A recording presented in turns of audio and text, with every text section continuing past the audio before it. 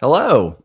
And there was no music today for some reason. If you are listening to this later, you'll hear it in post. I thought I set up the StreamYard correctly. I did not. Welcome back to another episode of the USL show and one of the worst intros you have ever heard in your life. What absolute carnage. We have some familiar faces. We have Wally, we have Pedro, we have Alan, and soon to be, hopefully, Phil on his way. Let's start off right below me. Wally, Mr. Ryan Allen, how are you doing, man? I'm doing well. It's been slightly colder here in Charlotte as of late, which is why it's a good thing that my USL show scarf has officially arrived. So I will now be a little bit warmer. And if you've ordered a USL show scarf, thank you to Olive and York for getting all of those produced and sent out. It should be in the mail if you have not already received it. Yes, yes, yes. Please check that out. And I know some people were asking about it. I'm glad we were able to get it out before it got too cold. It may be a summer scarf, but a little bit of something never hurt anybody. Alan, welcome back, man. How are you? I'm doing well. I'm hanging out and working on some new sewing patterns. I got a dress to crank out because my wife's like, "Hey, I like this style dress," and I was like, "I'm gonna figure out how to make it." So nothing quite like the confidence of a mediocre white guy to make that happen. Hey, absolutely love it. And to my, I guess for me, it'd be my right, left, whatever, to my somewhere, we have John cosplaying as Pedro, of course. John, how are you? Yeah, doing well. I've been doing some reflection this week about some of the news I've been seeing, and I think I've got something to say about our podcast. Too many balls. Whoa. Even ice balls, they're pucks, but it's okay. Before we get too far, I want to go ahead and thank our wonderful, wonderful patrons. New patron, Mad Cat Peel, Timothy Meadows, Andrew Townsley, All of the Hedgehog, Kunal Patel, MOS, NF Resh Deck, NF Resh 30, Tim Knox, Rion Lacara, Stephen Howard, Jeremy Churchman, Alberto Aguilar, Noah Telford, Michael Fuchs, Joshua Duder, John Fuller, Christopher Cohn, Aaron J., Frank Anthony, John Hunt, and Harry Austin. Thank you guys so much for supporting us.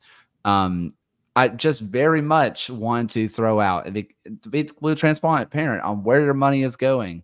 StreamYard prices have gone up. And so it is seriously by your support that we can keep recording the way we do, go live the way we do, keep everything the way that you're used to it. Without your support, it would seriously all change. So we really do greatly appreciate you helping us keep the StreamYard lights open and the live streams going. We really do appreciate it. And in the meantime, check out goals.tv. They do great work over there, and our work's over there. So enjoy that. And in a little bit, I'm going to have one last plug, but that is for later. Lots of stuff to talk about this week. Most of it not on the pitch. It is mostly an off the pitch discussion today because we usually have 1 to 2 of these a year where something bad has happened or something interesting has happened and it causes some interesting discussion. And something that really came out of left field was the USL official suspension of Jermaine Jones, written by a wonderful friend of the show, Jeff Reuter. We are going to, kind of outline what he wrote about right after we introduce, of course, welcome back, Phil. What's up, buddy? He's muted. His return is muted. Couple of months. Wait, is it? Okay. Now you're good. Can you guys not hear me? No. Am I losing my mind? Your video is lagging. No, Something's no. it's been a crazy couple of months, and apparently it's going to continue to be plagued. So, is what it is. Hey, it is what it is. We are sorted out. Welcome back, Phil. Let's talk about Jermaine Jones. A lot of people have noticed that Jermaine Jones was missing from Central Valley Fuego, not on the touchline. He was out with their academy team, not really academy team, but kind of like their affiliate club.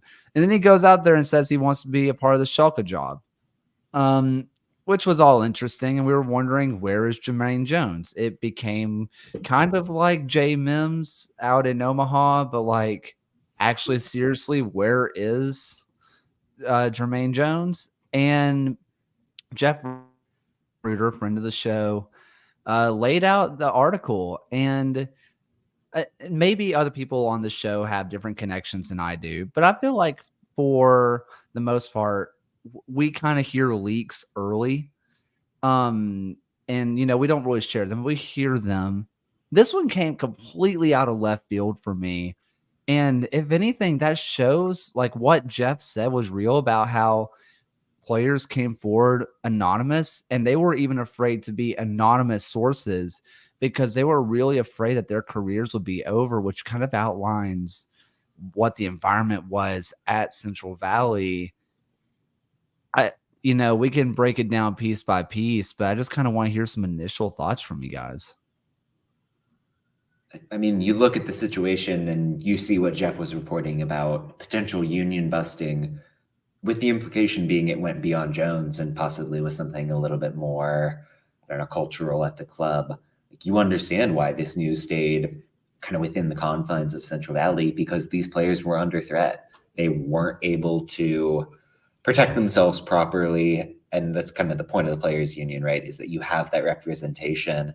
And Fuego was kind of saying, if you try to use that, you're going to lose your job. You're going to lose your playing time. And it was, I mean, that's just one piece of the puzzle, that Fuego consistently allowed Jones to kind of bully players, to use what he deemed to be his stature as this ex-USMNT player to crap on the quality of the league, crap on the quality of the players. You see why this team has ended up being as miserable as they have on the field, because there's no way that you can build the chemistry you need to succeed when you're in an environment like that. It's unfortunate to see in all regards.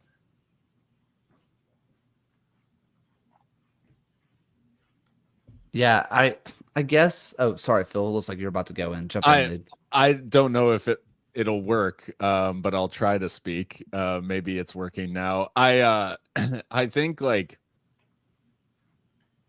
think this is unfortunate, especially when it's happening at Central Valley, which already had questions around like just how professional and how I guess like in the setup of the organization, it all felt sort of ramshackle. And for Jones to contribute to that level of unprofessionalism rather than to help dig them out of that perception is deeply disappointing, like, if I'm being honest, because I thought Jones would lend them more credibility. And I think, unfortunately, like, this has further stained Central Valley as perhaps a organization that is not up to like the professional standards with it. I know this is like ultra harsh, but given what's gone on at the club, it's just maybe they just aren't built for this level. Yeah, and to have a manager that comes in and absolutely just craps on his own players, on the league, it's already not a really good look for any person who will want to potentially join that team in the future. I mean, you're looking at a Fuego side who I think going into their 4th season next year are going to be on their 6th manager, or across permanent and interim basis. It's just it's not a good situation at a Fuego. I wonder if this is like a product of, I mean, when to equate this to some educational philosophy is like even the movie Whiplash, right? Like some of us have been pressured into seeing that. Some of us have avoided that for, years of music teaching trauma. And so I just never watched it. But this concept of like being overly harsh, being like breaking somebody down to build them up, and maybe not even doing the building back up part, but this idea of like this, you're a maggot, you're worthless, this concept of Uh, it's probably true, Gaylor. But this concept of like just being this terrible person, it as a way of like trying to motivate another human being is pretty prevalent in a lot of areas of performance that still exist. So I think maybe there's a little bit of that product in that's how he was coached, and maybe he responded to that, and so he learned to kind of be a dick to his players. I think there's a part of that I read in there that spoke very true to this idea of how some people grew up coaching and in education of just being a terrible person. But the part that stuck to me was the kind of the union busting part of it. It's like that part really irked me as well, is that these players, the players are their union. It's not like this outside entity. And so this idea that you shouldn't rely on each other to like ask for better working conditions as an employee is wild to me. But I guess if you don't want to be held accountable, that's the easiest way to do it, is to push back against those who are going to hold you accountable. And so I saw a little bit of maybe there's some learned behaviors in there. And then also on the flip side of that, we've been asking for leagues to hold people accountable. And I think you're never going to really stop this behavior on the front end, but it does feel like there were some safeguards in place to allow folks to be able to come forward to a different place than just their employer. And so there are some positive things that I think we can pull from this that show that there are some positive steps moving forward about reporting abuse and reporting inappropriate behavior. Not that this is like, yay, we solved the problem. Charged with the NLRB, like that's no joke. And so I think there are some things to point out that there are some things to point out that there are some positives to pull from this. I just want to read a couple of things. First off, I want to just read a couple of quotes that came from from the Jeff Ruder article, which you should read, by the way. Pay the fee. If you want good quality reporting, you should pay for it. I understand you don't want to, but you really should. Jeff Ruder does good work. Well, and get the whole bundle. Get New York Times Cooking, get the crossword, get the whole shebang. Good point. This is a quote. I'm not going to say the curse word that is implied. I will just say crap instead. Guys are afraid to speak up because the season's still on. People want a job. This man has threatened them that coaches have a union and that they call each other. If any coach calls him about you, I'm going to just tell him straight up that you ain't crap. To be honest, the experience has been horrible and traumatic. This is the same Jermaine Jones that has very notoriously went out and said that he cut every player from this Central Valley Fuego team because they were garbage. You don't think he will uphold that? Not just that. He said, this is a crap league. He said, that's what made me mad. He said this was a crap league and that we're at the bottom of the pyramid. He said he didn't even want to be there. He said, if you're 28 and still playing in League One, you ain't crap. You're done. That's what he said. And I want to go back up to one last quote up here, and it's from the USLPA. If I can find it really fast, I'm struggling to get there.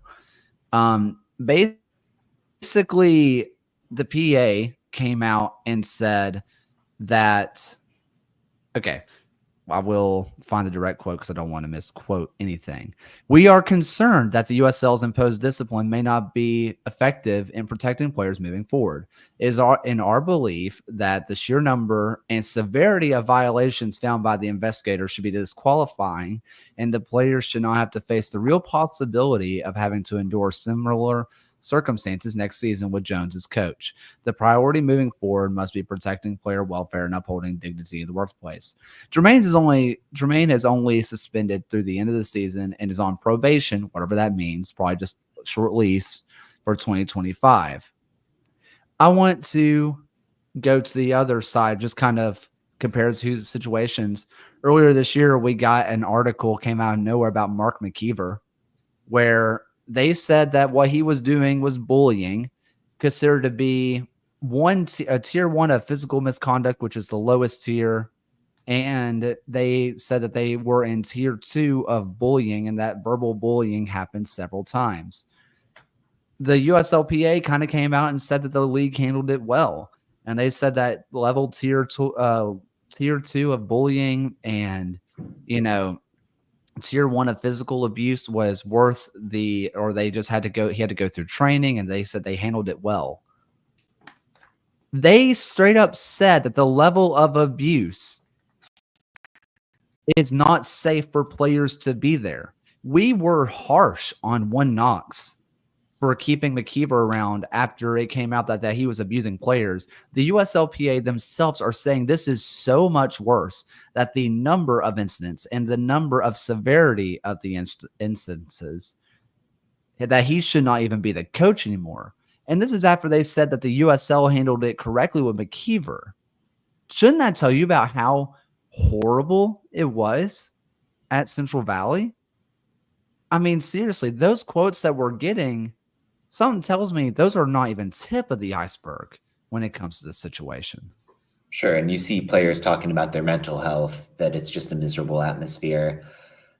It's something where Fuego just very clearly didn't do any due diligence as well, and the fact that they haven't gone on and fired Jones immediately at this point really stands out in that regard. And let's be real, Jermaine Jones was somebody who was an assistant with New Amsterdam and Nisa for a year or two. You can say, sure, he's somebody who played at the highest level. He comes with the track record. But League One teams have kind of, set a blueprint for how you're supposed to build a club in this league.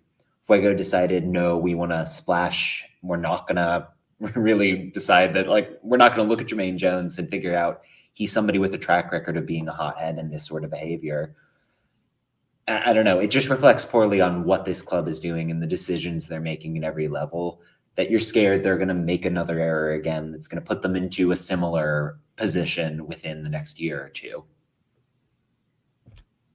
Can I ask a question of just the group? Would we feel differently? Thanks, Alan. Would we feel differently about this news if it was literally any other club but Fuego, a team that had fans fighting them all night last year after the game because they didn't provide enough security, and that they pretty much told their fans to go do one because they didn't really care about what they had to think? Since day one, they have been an absolute just crap hole in terms of treating players safely. They couldn't get security to protect players just from being attacked. If this was another club, would we be as harsh? And I'm not saying we're being too harsh on Fuego. I'm just saying, is there a world where we might have slight leniency if this was a well-run club like a Louisville, right? If this came out, it'd be like, man, this is the first time they've taken a misstep. Or is it like, man, Fuego just can never get it right? I think it almost. Yeah, go ahead, Phil. I was gonna say, John, I think this almost goes like the other way, where I think if this happened at other clubs, it would be even more like if this happened at a club that is super well run, it would almost be more of a story than it is. Like, where one, your manager disappearing and the club deciding to not make any statements about it, like for several weeks, just wouldn't fly. Like they're just, so many clubs would not be able to get away with that. And like the standard I think that they've set in terms of professionalism at these clubs is such that the pressure from the union, all this sort of stuff, like would be intense in a situation where these other clubs, where I think Fuego almost benefited from being I'm trying to choose the right words to not like go too hard, but I mean, they're just not as relevant, right? Like, where if this was at even Omaha or Madison or someone else in League One, like this would be like front page news in those markets, and like fans would be like clamoring. And I think the fact that it's Fuego has actually taken pressure off of the league in a certain way, because or off of the club, just because people just don't care that much. I think what I was going to say is, like, this couldn't happen at another club to the extent we've seen it with Jermaine Jones, because other clubs have institutional cultures. Other clubs have, I don't know, safeguards in place that would stop this from getting to the point it got at Fuego. And that's why they're Central Valley and we think of them the way that we do. Like, they just don't have that culture and infrastructure. That CBS interview really seems insane now, right? Like how it was received at CBS as well. Like, hindsight being 2020, like, I think there are probably people in that room who, when they were sort of like applauding the mentality, right, of Jermaine Jones, like, they laughed it has through the not interview. aged. Yeah. It has not aged well. Before we kind of move on, does anybody have any just kind of last thoughts before I get one last one in? I'm happy that his name didn't stop the league from like doling out this pretty significant punishment. Like, we've all seen that happen before, where it's like, oh well, he's this guy, and so we can't go after him the way we normally would, like a no-name coach. And so I am happy to see that Jermaine Jones's name didn't stop him from, and I think it goes to Killer's point, is like just how damning some of this evidence must have been, that they felt that they really had no choice but to, that they could have easily swept this under the rug and made it go away because it's Jermaine Jones. But also maybe Jermaine Jones isn't like a top tier US performer, that maybe he isn't allowed to get away with as much. But I was really happy to see that there were no, like, I don't want to say punches pulled, but like a pretty decent accounting, and also I don't say retribution, that's not the right word. A punishment being doled out, I think is a positive sign as well.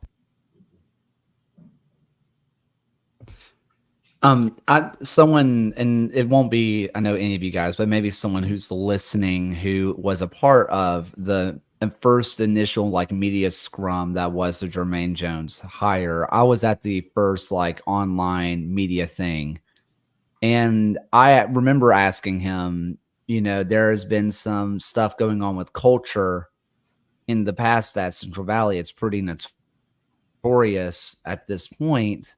Whether you had anything to do with it, whatever, it doesn't really matter. What's the plan to fix it, right? Whether it be on the field, off the field, what is your role in fixing culture? And I remember as soon as he got done with his answer, the owners who were on the call jumping in and talking about immediately, we have a training facility, we have a this, we have a that, we have all this infrastructure that's being built to better the club, but never once addressing the things that they were trying to fix in the past. Like they were trying to cover up their own mess. Like they were trying to act like none of it existed to begin with. The only thing that wasn't going right was winning and losing. When, I'll be honest, we all are used to seeing teams lose. I mean, we're watching the Miami this year, and we can take our pop shots, but we're not getting Fuego headlines out of Miami, right? We weren't last year. We weren't this year. And for them to act like the only thing that was wrong in Central Valley was the on-the-field performance, when the thing that we were harsh on them about was everything off of it, it felt like maybe they were turning a blind eye or not willing to kind of tuck their tail between their legs and admit that they were wrong. And maybe that shows with Jermaine Jones. But speaking of the Miami FC, article came out today where Sebastian Veron and Dario Sala become board members at Miami FC. Everything that this USL show or USL show, yikes, USL Championship article and SPH Performance has it as Miami FC and not the Miami FC. So I don't know if Ricardo Silva has like gotten his hands in there yet, but the is very important. This is a new duo that's now in, and they are co-founders of Sports Performance Hub, who just announced, thanks to some nice little super sleuthing in the USL show Discord, where we have a 10,000 seat stadium being built 40 miles away from Miami, where it looks like, much to the dismay of certain Reddit threads, that Miami still may be alive. Sorry, John. Yeah, it is what it is. I think people don't understand, and this is such a niche thing, I should shut up, but people don't understand when something is a rumor, and I'm just like throwing out and not naming names. But I digress. If you're Miami, I think it's awesome that you're going to continue to exist. I think it's cool that you're bringing in people with a familiarity with local soccer culture to improve the operations, because it's clear that this is no longer going to be the Miami that spends $750K on Richie Ryan. Like, this is a club that's going to try to build with young players, import the kids over from Italy, try to do something a little bit different, zig where everybody else is zagging. I don't know if that's going to be successful, but that's going to be the approach, and they're taking steps to execute on it. I think on the stadium front, it's an incredibly tough market given what Inter Miami is doing with Messi, given their own stadium project. If you're going to go 40 miles south of the city and have a nice new facility that you're playing in, that's one way to differentiate yourself for sure. So if that's what it takes to keep Miami FC going at a USL level, then hey, why not?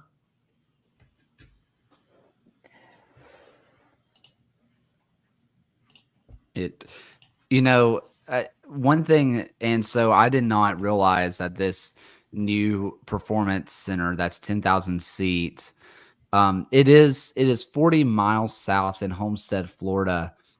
This is something that doesn't matter. I didn't realize you could go more south in Florida besides going to the Keys. That is something really dumb on my part, but I just thought that if you went more south, you were in the Everglades. It's closer to That's Key just what I Largo than thought. it is downtown Miami. And I do feel like Miami is one of the cities out there that could exist with a MLS and a USL team in the same market, that it's a large enough metropolitan area that you could have both teams. And the fact that Miami FC is going to continue forward with this path and having new board members and going after their own stadium and differentiating themselves, like you mentioned, John, of setting themselves apart 40 miles from the city, right near the racetrack down there in Miami. I feel like it bodes well for the league, and especially if you're going to have a club who wants to announce their ambition of building their own stadium as well. We've all watched Miami FC games, whether they're playing in the empty Pitbull Stadium or whether they're playing in the empty FIU soccer stadium next door. It's not always been the best look for the league. So if they can build their own ground and cultivate their own kind of niche market within a very crowded Miami sports picture, it's something that will benefit the club. It appears to me to be kind of a we're going to get some land, we're going to invest in said land and build some sort of sports thing. I mean, you have international folks training in and playing tennis year round in Florida because they have the weather that you can do that in. I think there's a little bit of that too, where they're just trying to pull a bunch of sports together to create kind of this hub. They even threw in a hotel on the website, which I thought was very nice. A hotel is going to be great. But I think, when we look at some of the sports franchises in the United States, it's less about the sport and it's more about the land and the building that the sport is based around. And so I think maybe there's a desire to do that and become kind of a sports hub that happens to have a USL franchise attached to it. and maybe some other type of sport franchises that can make that thing home. I also mentioned having concerts there as well. In my neck of the woods, the San Diego Sockers are doing something similar where they're building their own arena. They built it for themselves, but they're also, I think, the G League has ended up moving in for the Clippers. I think they're hosting shows there. Like I think Cake is the opening act that's going to open the arena. So I think that, some of these smaller sports franchises are finding opportunities to go get property and own property and then create events around that property. And so and to create stability, right? Like if you have a thing and then you can rent out facilities to other things to fund your project, that way you're not burning your own cash. I think there's some validity in that as well. But if you haven't checked out the website, it does look like I created it on Wix. And it's not the flashiest or slickest website or logo. And so I'm assuming there'll probably be a rebrand at some point with the logo and also the website. It does feel or it's just whatever. Save your money where you can and have your nephew design a website. Or smarter. I think the one thing where I'm not necessarily seeing the vision for Miami is they really are coming from like zero in terms of like fan engagement in Miami. So sorry. I'm just not seeing like how they go from here to like, unless they have identified this like sort of area outside of Miami as like, hey, this is where we can kind of carve out our niche and there's like untapped fan potential there. I'm just not seeing like how you get people to care when people just haven't cared, right? Like, and I think like it's unfortunate, and it's the reality of Miami FC is that they just they haven't captured the imagination of hardly anybody in that market. And so I just think I think it will take something drastic for them to really turn things around. I mean, in the statement, it says like, after it talks about like identifying talent and building a strong youth academy, forming strategic international partnerships, it says boost commercial growth through sponsorships, ticket sales, and merchandising. And like, that is a big chunk of stuff that you have to do. And people have to care about your club to pull it off. Like, so how do they go from nobody going to FIU right now to people caring? Like, and I think this is something that, Verón and Sala are going to have to figure out, if they want to pull this off. I'm just going to, someone just unmuted. I was going to say, not to poop on Orange County, but I think looking at Orange County with what they've been able to slowly kind of build, and it's maybe that's their, like, hey, if we bring in some youth folks, connect them to, I think there is some possibility, but I think you're right. I feel like they need to do the right things, and they just haven't shown that they've been able to do that yet.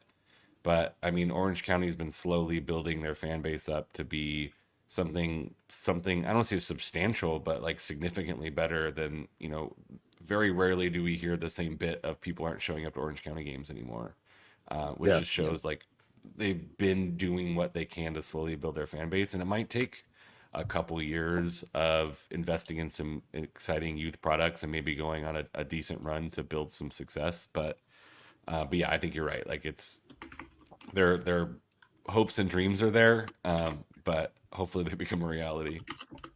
OC is a good shout in terms of like someone that maybe started with less engagement that has like taken it up several steps over the years. And so yeah, I mean, maybe Miami can do the same. I just think that's where I'm not necessarily seeing the vision, but maybe they see it. I want to address a comment in the chat of William Lamb. FC Naples, they are to go to League One. That is the conversation. And for John's purposes, of course, I wanted to preface this with rumor, rumor, rumor, rumor. Nothing is confirmed. This is a rumor. This is a rumor. This is a rumor. There's been conversations that the Miami FC might drop down to League One, which would honestly fit their kind of needs right now. And if they're stable, they can do the North Carolina FC thing and come back up. It would also work with the Charlotte part of this. They share an area with an MLS club, and so it would fit their system. And I was wondering about the Naples thing. So Naples to Homestead, Florida, is about 2.5 hours away, 2.5, 3 hours, depending on how the bird flies. And I was like, that's pretty close. And then you look at Knoxville to Chattanooga, and assuming that interstate, which is 5 lanes, but yet is always at a standstill, they're about 2 hours, an hour and a half to 2 hours apart. So they're not too close to each other to be within the same league. And if anything, it may make sense for Miami, as League One is notoriously oops all Southeast. So maybe this is what they need to do, is drop down, and it maybe moving to Homestead might be the way to jockey for a position to have a Southern Florida derby, which the USL has really wanted. I think that is it might be the future, and it may not happen this year, but look for that in the next. And from the USL Championship perspective, you would have Lexington to come up and replace Miami in the championship as well. Any other thoughts on the Miami FC? No. Okay. All right. Let's quickly just bounce, and I want to talk a little bit of Super League. Boy, did the Spokane Zephyr and Lexington SC give us an awesome match. Lexington finally kind of breaking whatever soccer curse they have put onto themselves. And they get a win, and it looked like they were going to Lexington as much as they could. Up 1-0. Then it was 1-1. They were up 2-1, and then it was 2-2. And you're just sitting there thinking, how have they just done it again? And in the 94th minute, they get a game winner. And it was just a fun match back to back. This Lexington team is really, really good. And not to be outdone, of course, by the Zephyr, who are also solid. I am just constantly surprised at just the level that these players are playing at, because right now there really isn't a bad team. But boy, did they give us a show the other night. Yeah, I mean, watching Spokane, they feel like the unluckiest team in the Super League so far. Like, if you watch the chances that they provide for Amina Akic and Mackenzie Weiner up top, they are so good about finding those wingers in space, whether they're on the left or the right or switching sides, and just activating them, making sure they're getting out in transition. I think the midfield base they've got is very good. And for whatever reason, the finishing hasn't been there. And that came back to bite against Lexington in a game where they put up almost 3 expected goals. But to Lexington's credit, I mean, this was their best offensive showing of the year by a mile for my taste. They've been a team that's not been afraid of in-season acquisitions, whether it's Claire Winter in the midfield or Amanda Allen out wide. And those players are paying off handsomely for them right now. I thought the way that they broke down Spokane's defensive diamond in the wide areas was key. Like, again, you're seeing the supporting runs that just weren't there in prior weeks. And sometimes it just owes to luck. Like two games in a row, Lexington has got a corner kick in stoppage time to either draw or win. It's not been especially pretty design, but they're getting the service they need and going and getting points. They feel like a team that's been underperforming as well, frankly. Like, you've liked a lot of what you've seen in the press. You've liked the ideas. So to bring it together and get the win away to Spokane in a really tough away trip was encouraging for sure. It did feel like a lot of stuff like sort of falling for Lexington. Like like John had said, where I mean the Shea Moyer goal is like a good example of just having a go and it pays off rather than what has happened to Lexington most of the season, which is having a go and it not paying off at all. Spokane, like, obviously gave a great account of themselves again. But I think both of these teams, unfortunately, just aren't necessarily getting the rub of the green, but they put on a heck of a show on Saturday, and it was the green team that did come out on top. And what a moment for Sydney Shepherd too, for a team that's just really like struggled to get their feet under them, like to get a 94th minute winner. It can be the sort of thing that kicks your season into gear when you've not had any luck. And Kaylor, you mentioned how just high standard that we're seeing of the play within the Super League right now. You're looking at 6 out of the 8 teams within the league at the moment are averaging at least a goal a game. And you're looking at a Lexington team that has the most goals scored level with Dallas Trinity in their games right now. So it's been a very thrilling start to the season. Yeah, it's better than what's been going on in San Diego, where Landon Donovan's doing shades of San Diego Loyal, where you're choking away games against the bottom of the table to possibly lose out on playoff implications. So it is nice to see that there's some really good quality. I think that was one of the questions, right? Was like, how good is the Super League going to be when you're trying to go toe to toe with an established league? And so it's really nice to see that there are enticing games, good players, good play, and some exciting soccer to watch, which is exactly what you're hoping for a brand new league, right? Get eyes on a league where you're up against some pretty busy times right now with all of the soccer happening. So, congratulations to the league for having some of these really fun games. Just really fast, just a player that I wanted to just kind of shout out for Lexington. Not to be outdone by Sydney Shepherd, goal score, that's cool and all. But like, I've been so impressed with Madison Perez. It's crazy. I don't know how much love a center back is going to get at the wider league level, but Madison Perez deserves a lot of love for what she's doing on that right center back spot. Just locked down almost constantly. Really impressed out of her.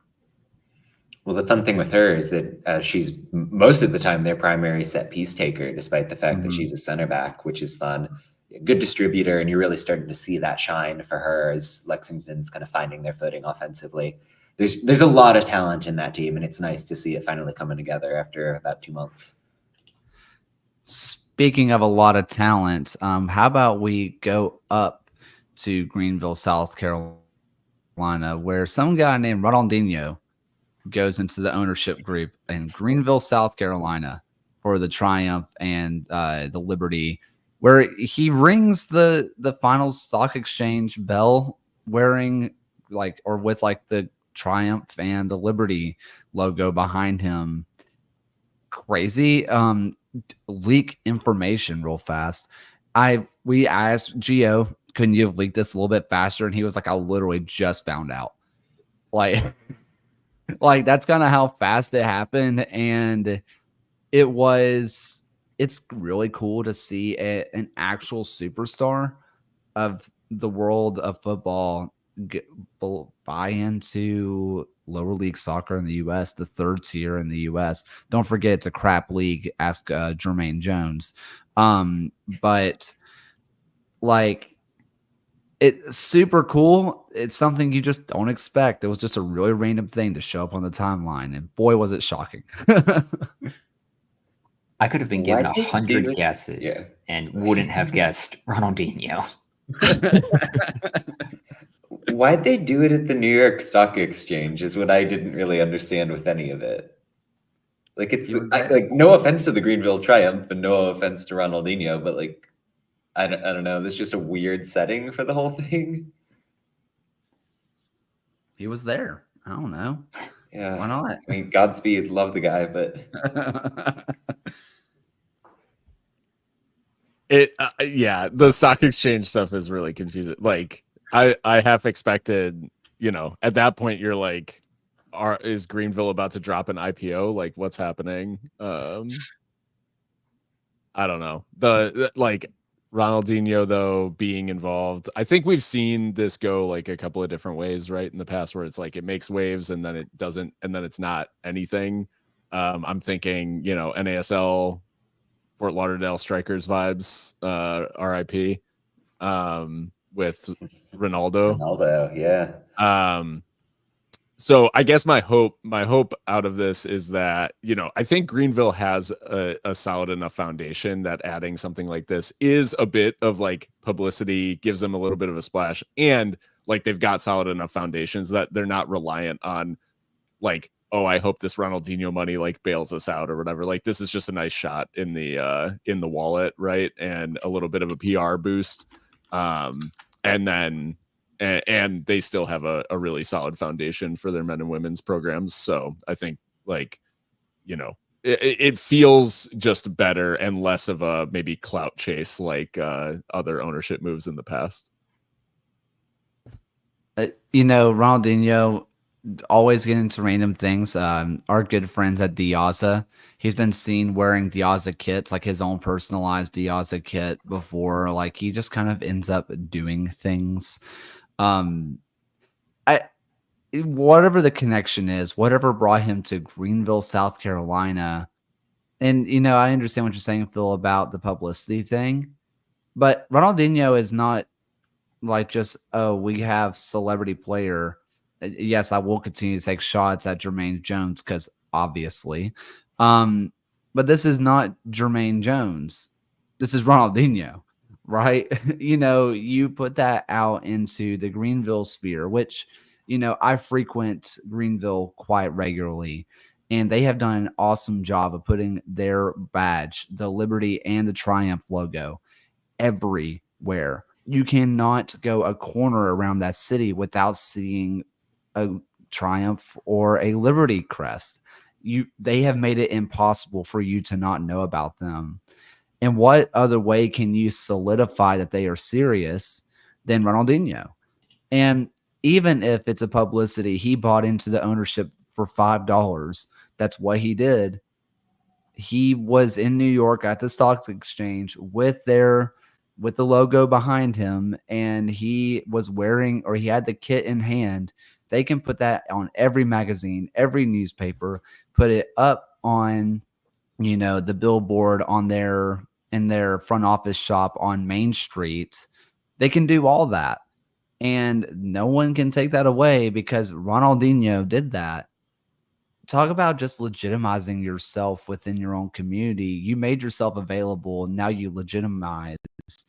I think this is going to really pay dividends. It's really unfortunate that it happened after the hurricane that came through and they couldn't play at home, right? And who knows how long it's going to be till they play at home. And we'll talk about the Tampa Bay situation in a minute, because, man, imagine if they had a match at home right after that. Like, you're going to see a boost. You just will. I mean, I think at a macro level, because Ronaldinho is not going to be involved with the club on a day-to-day basis. Like, it's not that kind of investment. But if you are Ronaldinho, who has a lot of disposable income, you're looking to invest in a sports property, suddenly League One is attractive. Like, that is a sign that the league is growing, and it's a sign that people outside of the USL think it's going to be a viable investment going forward. That's the sort of trend you love to see if you're a fan of the league, an owner of the league, anyone involved and invested in the USL. Let's quickly talk about the Tampa Bay situation. Tampa Bay, their next home game was set to be against North Carolina at home. As we all know, Milton came through and they are no longer able to play that home game. It's going to be at North Carolina, so no reverse fixture. Both of the legs of this matchup will be in North Carolina. North Carolina providing this match for free. They will not be making any money off of it. And then the Hartford matchup has been postponed and site to be named later. My best bet is that they are just trying to kick the can down the road as a prayer that Outland can open up and go on as normal and figure it out later if they can't. Just a tough situation for Tampa Bay. Definitely a community that just wants to have something at home. Just a win at home would be great. and they're not going to be able to get it through North Carolina, but I know they're holding out hope for Hartford. Just tough to see, but also good on the Rowdies for being flexible and saying we just need to get the matches done. Like we need to do it, and we will be flexible despite it not being fair.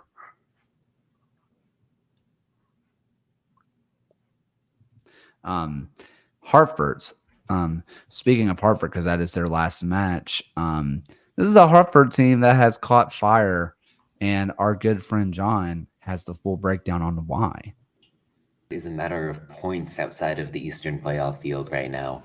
And that's a credit to the fact that they absolutely took care of business against North Carolina this weekend in a 4-3 game that started with a 4 lead to Hartford. The real game changer was their ability to attack over the top of North Carolina's elevated back five.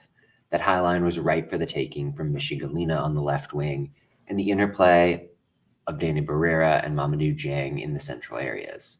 You're going to see Galina getting over the top from that left side here, squeaking behind the right wing back for North Carolina and moving his team into the final third. Now, whenever Hartford got into the final third that way, and they did so quite often, they tended to push their 3 center mids far upfield to help them force the issue, to retain possession and to counterpress in dangerous areas. You're going to see those center mids passing to one another here, culminating in a goal for Barrera from the number 10 spot.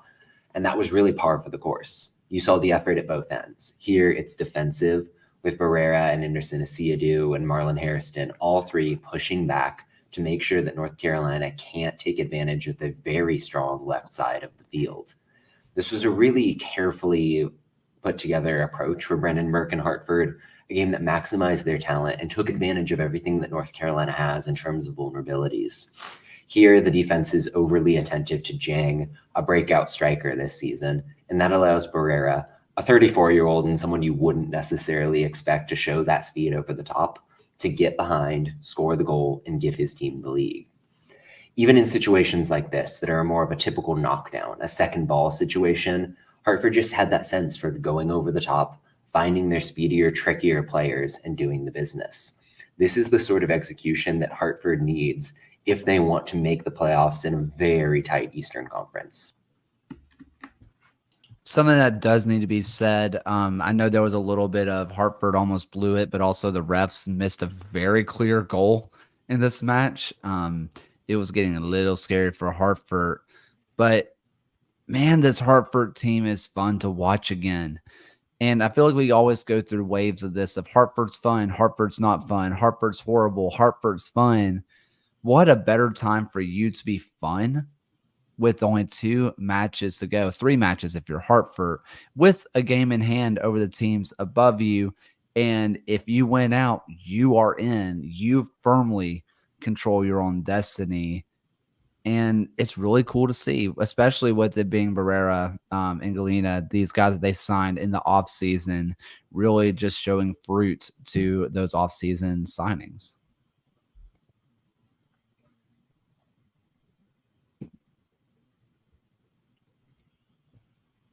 No? Okay. I really hate the stance that we do with Brendan Burke every year. Like he did the same stuff out in Colorado Springs, and like always played jump rope with the playoff line, all this stuff, waited till the end of season to get interesting, to get hot, whatever. And I'm getting tired of it. I think he needs to quit playing coy, quit being cute about it, and just come out and play the whole season, right? No, I think in general, like the Hartford is showing sort of closer to what we expected them to be like at the beginning of the year. They still, I agree with you, Kaylor, that I don't think this game probably was as close as it ended up being on the score line. Like there was an absolute banger that got missed in terms of like it went in off the crossbar, I thought pretty clearly, and then bounced back out and it wasn't given. All that being said, I think Hartford, yes, they're in control of their own destiny, and like I still don't necessarily trust them to to do what they need to do over these last 3 games, because of what we saw in the last 20 or I guess 15 minutes of this game, which is they almost threw this the whole way away from 4-0 up, which the conversation we'd be having if North Carolina had found that 4th goal would be like very, very drastically different. And so I just say, I don't know that I'm ready to say like this Hartford team is for real. And yet, if they do find a way to sneak into the playoffs, they're definitely not a team that I'd want to be playing right now because they've found a way to start scoring a lot of goals. If Hartford memes their way into the postseason and then draws number 1 Louisville in the first round and somehow knocks them out, I don't think we would be able to handle the narrative of a Hartford athletic team who has just 1 defeat in their last 9 games. And before that, when they were at the start of the year, from their 5th game to their 19th game, they just won 2 games in that time. Brendan Burke, you have the opportunity to do the funniest possible thing.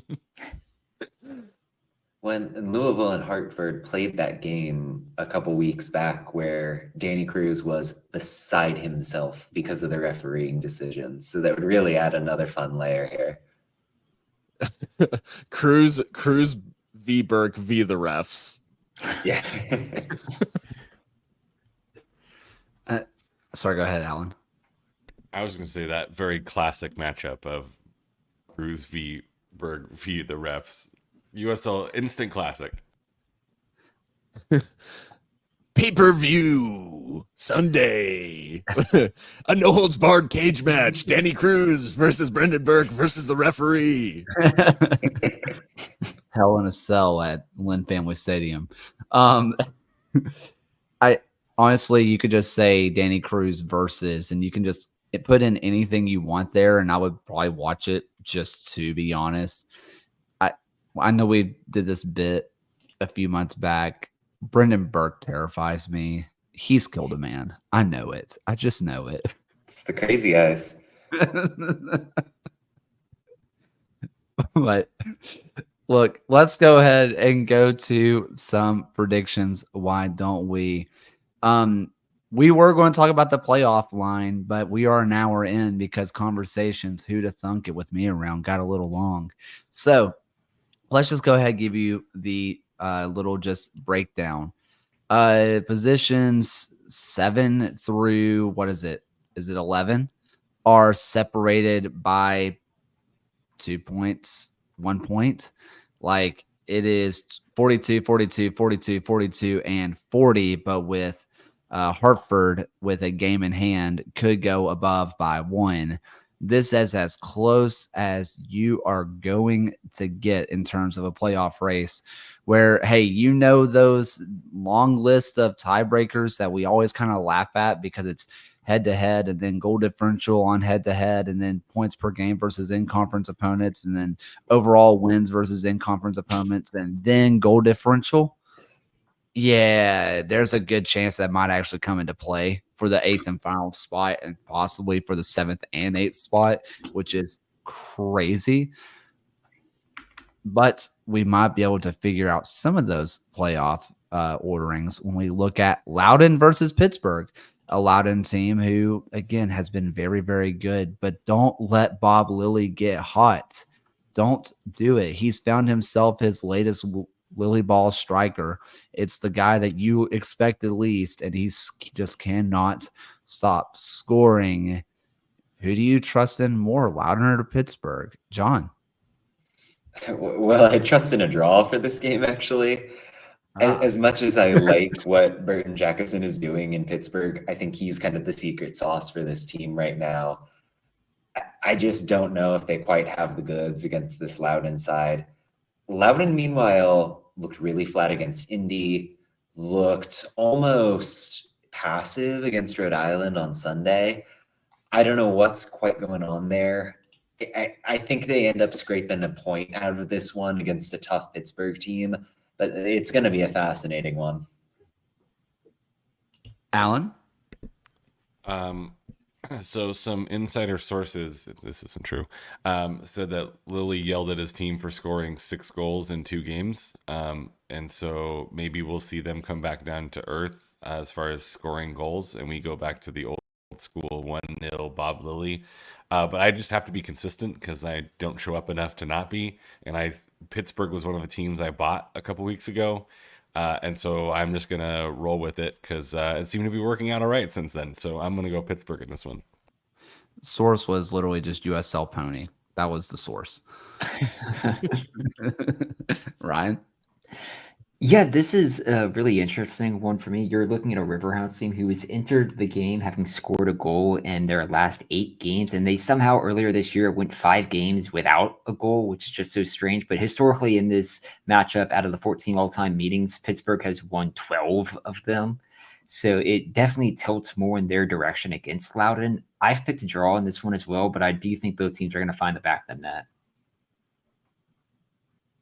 Phil? I went with Pittsburgh purely on, well, one, in crunch time, do we bet against Bob Lilly, number one, and number two, to John's point, Burton Jackson, like that combination for Edward Kiz's first goal, or his goal against Charleston, where Jackson hits that like outside of the boot pass, curling in behind. Kizza finishes first time like over Grinwis. On the vibes of that goal alone, I'm going with Pittsburgh. Honestly, that's fair. I'm going Loudoun. I think I'm going Loudoun because they have constantly just seemed to beat the teams that you feel like they shouldn't all year long. I mean, I'm specifically thinking about your Tampa Bay Rowdies games where they did the double on them. But it always feels like Loudoun gets the big result when they are in crunch time. And there's something about it that just feels like they have this clutchness about them. Who else about clutchness in the regular season would you talk about them? Bob Lilly, though. The draw is probably the logical conclusion, but I am going to go Loudoun instead. How about we go from Birmingham and go up the I-65 and get all the way to the Circle City in Indy, where, you know, Indy get a win. They do their thing. Birmingham, they didn't. John. I darn near locked this one for Indy, I have to tell you. And it's somewhat because the 11 kind of showed some promise this week, but it's mainly because I just don't believe in what the Legion are doing down the stretch right now. I think Tommy is making some baffling lineup decisions. As much as I believe in the firepower that Birmingham has, I don't think they're going to apply it in a way that beats Indy, especially given the 11 have returned to that back five system. So maybe I'm a homer, but going for Indy. I said win. I meant draw, by the way. I don't know. I knew what I meant. Yeah, so this is a game that Indy should win, which is why I'm choosing a draw, because every time I think Indy should win and I pick them, they end up drawing. So I'm just going to go with anecdotal evidence here and say Indy should probably win, but draw. I'll take John's prediction a step further, and I have actually locked Indy 11 this week. Just the form from Birmingham entering this match hasn't been really all that inspiring, and it's now found them outside of the playoff picture. And I think with Indy 11 knowing that Rhode Island is hot on their heels for a home playoff spot, they'll want to really stamp their case that they will be hosting a home playoff game this season. And I have picked Indy 11 to win.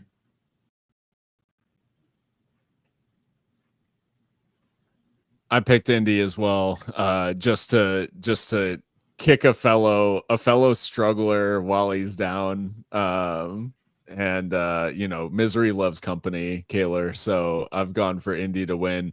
I do think that there were unfortunately signs against Vegas that this Legion team is just what seemed to be like a bit of a stutter in the late season is turned into a true stumble now, and it doesn't feel like they have enough to get back on track. Indy, for all of their nonsense, like took care of business against Miami, played a really competitive game against Louisville. So I think at home against Birmingham, they just have the edge.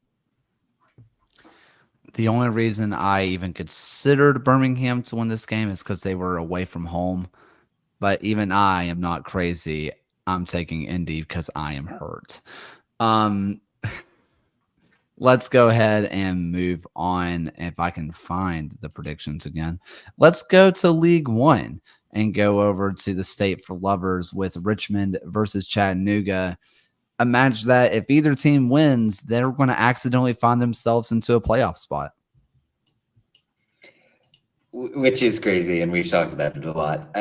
I just believe in what Richmond is doing right now, honestly. I know it was maybe a tough performance for them against Trementa in Statesboro, but the effort they showed in that comeback, getting the goal from Terzaghi crucially as well. Like if he can round on form and become a super sub for them, that's an unbelievable position to be in if you're Richmond. Ultimately, I think that they win this game because I don't believe in Chattanooga primarily. But yeah, good signs for Richmond overall. I'm picking Richmond to win this one as well, so the record can be 6-9-6. So nice, Richmond Kickers. Nice.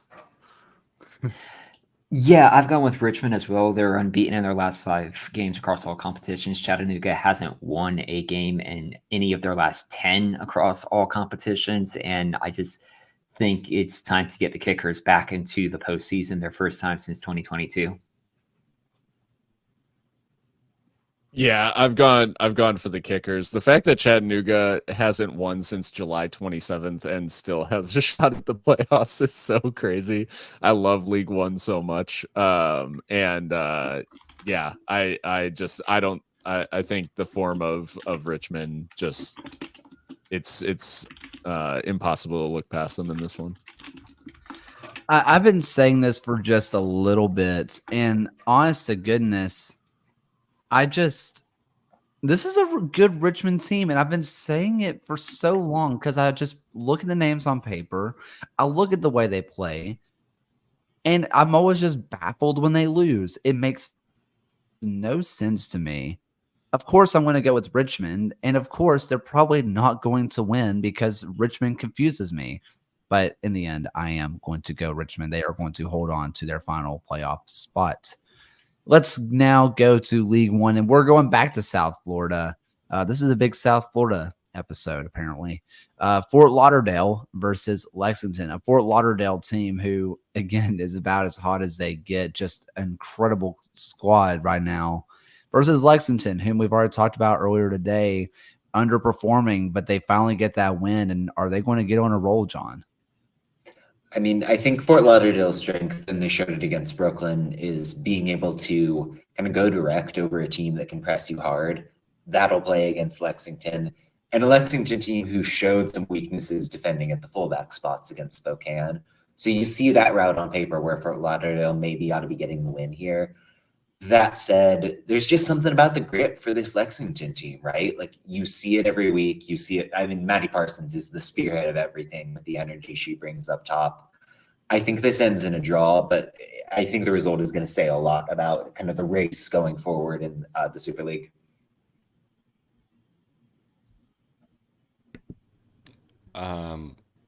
Yeah. How do you follow that? I'm picking a draw on this one. I have backed Fort Lauderdale to win their 4th match in a row. They're entering this game on a 3-match winning streak, and they're tied, actually a 4-way tie right now with the Super League of the fewest goals conceded on just 4. I am backing Fort Lauderdale to win. Yeah, I think the result over Brooklyn just suggests that Fort Lauderdale is in this closely contested league. There is a little bit of stratification emerging, and it does feel like Fort Lauderdale is on the positive side of that stratification and is into that upper crust, especially with the result against Brooklyn. So I do have Fort Lauderdale taking the win in this one over Lex. I know that the Carolina Ascent, who got another draw tonight, are in first, but I stand by that this Fort Lauderdale might be the most complete team in the Super League right now. And even though I really believe in what Lexington is doing, I really, really do. I just don't think you're going into South Florida and getting a win against this Fort Lauderdale squad. I am taking Fort Lauderdale. Another two-tone team, by the way. We have a lot of two-tone teams. I know we talked about this last time, but we are getting into a space where I don't know how much more two-tone I can take. Would you say there's a ton of two-tone teams? There are absolutely a ton of two-tone teams. TONNE. Oh. Got a question from William Lamb. Are we planning to watch the U.S. men's national team match? In which I do want to read this quote from Goals TV that came from Pochettino. I'm just going to read the middle of it. Let's say me and you play marbles. I'm going to want to win. Even if I've beaten you 5 times, I want to beat you 6 times, 10 times, even 20 times. I want to humiliate you sportingly. Not humanly, of course, but sportingly. Thanks, Mauricio. Appreciate it, man. So, any of y'all watching the match tonight? Real quick, I just want to say, like, if Mauricio Pochettino told me to jump off a cliff, I would do it. Just love that man. Absolutely. Second, yeah, Ryan knows. Yeah, but like, as a denizen of the East Coast, the fact that we're kicking this game off at 10:30 on a Tuesday night is utterly offensive. So I absolutely will not be watching this game. It's like this is like the one instance of like anti-East Coast bias. Like, this is the one thing everyone will point at when they're like, "Oh, there's an East Coast bias." It's like, yeah, but that one game started at 10:30 on the East Coast. It's true. U.S. national team after dark, since the Pac-12 after dark stopped. Right. I'm actively boycotting the men's national team until such a time as they call up Diego Luna and stop being cowards. Because I am starting to genuinely get concerned that he's going to go to Mexico if they're not careful.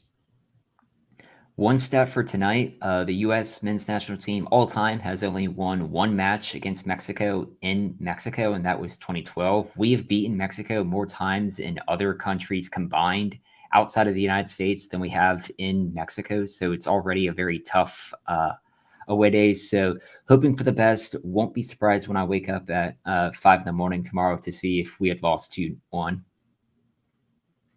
Can someone tell me just really fast if the lineups have come out yet? Yes. Yes, They have. Is Barajas in the 18? Did he get called up? I thought he did. Maybe not. He's not on the bench.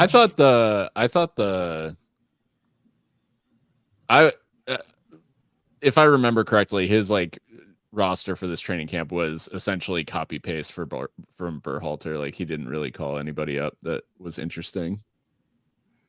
he's also And they wearing sent no home. Barajas from Mexico, nothing interesting from the U.S. So boo And they sent home a fair amount of players anyways before this match. Yeah. Yeah, whatever. Pochettino Yeah, I'm not going to was watch spotted. it. Poch was spotted wearing skinny jeans and Air Force Ones, so things are not going to go well tonight for US. Is he just in Pierman? Yeah. He's taking sartorial cues from one of the best managers in the US right now. Oh man, what a show we had tonight. Do we have any final USL thoughts? I just wanted to say I'm happy to be back, and I'm also happy to be free of the 2024 season as a El Paso Locomotive fan, and being officially eliminated from the playoffs has given me a levity and a lightness of my spirit that I have not felt in many months. So I just wanted to say that I'm just so grateful that San Antonio scored that goal and kept us from living one more one more week in this hell that is us being in last place and trying to pretend like we might make the playoffs. At least you had something to hold on to. Letting go has been the greatest thing that's happened to me. I mean, I'm in a weird spot right now because I have fully, I think, burned bridges with because I record an episode for my own personal podcast maybe once every 3 months. I'm really good at that. And I'm firmly convinced that I burned bridges on this last one. So there's like a weird part of me that says, if we don't make the playoffs, the people I burn bridges with probably won't be around anymore. But there's another part of me that wants to say it's just Birmingham and Louisville who have never missed the playoffs before. And I just want to keep saying it, even if it means we get thrashed 10-0 in Louisville. I don't know. I don't know what that means for me. 10-0. We lost 7-0 to Pittsburgh. That's true. That's true. I forgot about that. My bad. Sports are so weird because like it's the only area where you can call for somebody's job. Like if I was just doing terribly at work, no one's gonna be like, they gotta fire that guy. call in shows about Right. We got to get this clown has been allowed to sit at his desk for far too long. He shows up late. Forgot to attach another document. He replied all again. Yeah. Please see attached. Guess what I found there? Not a damn thing. The amount of per my last emails I have to send this guy. What are some final thoughts we have for the night, Phil? Holy cow. I have been really leaning into fall here in the Midwest. So we were in 2 consecutive weeks, just to give you a sense of what the Midwest is like during the fall. We were at an apple festival at an apple orchard last weekend, and we were at an apple and pumpkin festival up in Michigan this the following weekend. So yeah, it's been it's all apples and pumpkins all the way down. But I'm really enjoying I'm really enjoying our weird actual fall, which is you wake up and it's like 38 degrees and then it's 75 by the end of the day. So just really, really enjoying this this autumn that we're getting here in the Midwest. Which reminds me, I need to look up and see when the Apple Festival I'm supposed to go to actually is. I think it's in 2 weeks. Ryan. Yeah, so check which, at least within your own state, but early voting is something that's going to begin in many states across the country this week. For North Carolina, it begins this Thursday. So if you are planning to vote in this election, highly encourage you to do so. Please go and do early voting as soon as you can. Alan? Yeah, and check those down ballot races. This weekend, my wife and I binge watched what I thought was going to be a documentary about El Paso's season called Nobody Wants This. But it ended up being kind of a cute little rom-com starring Kristen no Bell. spoilers. We literally just started watching it tonight. No spoilers. Yeah, we're Kristen Bell stands. Like we watched The Good Place. And then we were like, we're going to watch all of Veronica Mars because we had never seen it. This was a while ago. This is like COVID times. And so we watched all of Veronica Mars, like the TV show, the movie, like anything she does, we're there for. And this one is quite pleasant. If you like that genre of things. Timothy Simmons is in it, and he plays a Timothy Simmons character classically, brilliantly. So yeah, it's called Nobody Wants This. It was a pretty fun little watch. Oh, and also Over the Garden Wall. I just binged that entire thing. It's on Hulu, I think. There are 11-minute episodes. There's 10 of them. Elijah Wood voices one of the characters. It's a cartoon. It is weird and adorable. So there you go. 2 different types of TV shows, depending on what kind of afternoon, evening you want. John? Yeah, I'll add in another TV show. Well, I feel like Apple TV Plus is kind of the place where things go to die. Like no one knows what's going on there at any given time. But they're back with season 2 of a show called Shrinking, which is Jason Segel and Harrison Ford kind of doing psychiatrist things, but just kind of being funny at the same time. 12 episodes this season, which I feel like is longer than what you get most of the time. So yeah, good stuff all around there. I love that show, and I love that we can now connect it back because of the Kristen Bell, Jason Segel, Forgetting Sarah Marshall. Boom. Boom. How about that? I'm patiently waiting for the next episode of Great British Baking Show to drop because I am a junkie. I normally wait and just watch the whole season all at once, but I have zero self-control right now and just started watching it. Just an interesting conversation. This may not make sense to anybody unless you're in the Southeast. I don't know. I had to have a conversation with my principal because I cannot play the song Neck because they know the words, quote unquote. If you know anything about LSU, when their band plays Neck, that's the reason we can't do it, because something about a pirate. Don't do that to pirates. You'll get scurvy. The South is so cool, man. Go back at the hour 21 minute and about 10-second mark, and you'll see Phil's live reaction to searching for that on a different screen.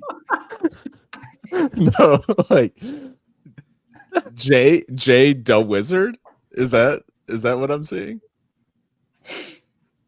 What? Wizard gang? Is that? Am I? Yeah. No, this is very. I think this is a know version of the song that is like an LSU-ish anthem. But yeah. Yeah, talking out the side of your neck. No, this is that. Look up the LSU band playing it and what the crowd does. That's No, but I just like that SBT. the first result is a cover by someone called Jay the Wizard. Yeah. What the hell is happening? Anyways, Midwest white guys explaining rap. That was that segment. Hey, he's been to Detroit once. He knows all about it. Several times. But I can see why they might not want you playing the song. Yeah, it's a banger though. I'm sad about it. It's fine. Anyway, that's I think that's that. I think that was the show. Thank you all so much for listening. I always do it to the very end, and I always think that I'm going to do it at the beginning. If you want to keep listening to more USL show stuff, check out Kit Season. They have rated every single kit that has come out this year that was used in a professional match. Championship, League One, a lot of League Two, a lot of W League, and Super League. They have put scores on, and they have an official rating list of every single kit that has been used in a professional match in the USL this year. And they've gotten cool interviews with people from Hummel, Diaza, Equipped Studios, like a lot of really good interviews, lots of really good listens. You should 100% go check it out. It's a ton of fun. If that's something that you're really interested in, which I know a lot of people are, because that's half of the fun of soccer, right? It's the fashion. That's what I've heard anyway. So go check that out. And thank you for checking us out once again. Share this around. Share it with all your friends if you think that they like the USL, if they're sickos like you, because they'll definitely like us if they're like you. Whatever I'm saying at this point. For the last time tonight, here's Alan's voice. Thank you for watching another episode of the USL Show. The USL Show is now proudly part of the Protagonist podcast family. Please go to protagonistsoccer.com to check out more work. Thanks for stopping by. We'll see everyone again next time.